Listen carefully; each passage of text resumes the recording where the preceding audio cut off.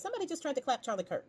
If you don't know who that is, he's a sycophant. He is the type of MAGA Republican that's been making up stories about who won the 2020 election, who has it out for trans people. He's an anti-vaxxer. He said the separation of church and state is a fabrication. He lies about Democrats saying that they oppose marriage, children, and home ownership. The guy is not a good guy. Let's just be very clear about that. So lately, while approving of everything that the Bone Spurs administration has been doing so far, he is the executive director of Turning Point USA. And Turning Point USA organized and hosted a Comeback America tour. Now, the first stop of this Comeback America tour was today at Utah Valley University.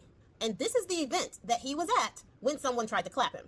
This just happened. So they don't know his condition yet, whether or not he's going to make it or not. We've already got politicians coming out from both sides of the aisle saying this is a horrific act and you shouldn't resort to violence and all of that. And I want to echo those sentiments and say, yes, I believe in fighting. Yes, I don't believe in always fighting by the rule book, because we are fighting people who are also not fighting by the rule book, and we're not going to win if we keep worrying about optics. However, that does not include enacting violence on people. We can do what we do and we can fight and we can beat these people and take our country back from the brink of what it's heading towards without this type of violence. So I do want to echo that. However, some of the people on the right are shocked and chagrined and surprised that something like this could happen.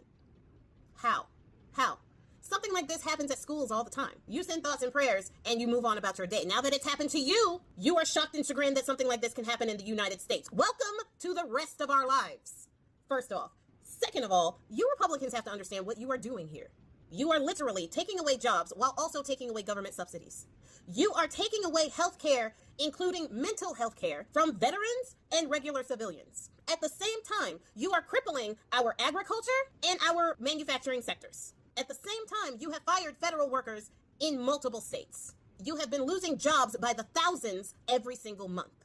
At the same time you are doing that, you are trying to take away the voices of the people so that you become their rulers and not their elected officials. You are taking us back in time to a time when people were hurting and clap attempts were aplenty. And you still don't want to do anything about how easy it is for someone with an actual diagnosed mental health issue to get a pew-pew. You cannot do all of those things and expect no repercussions from the people.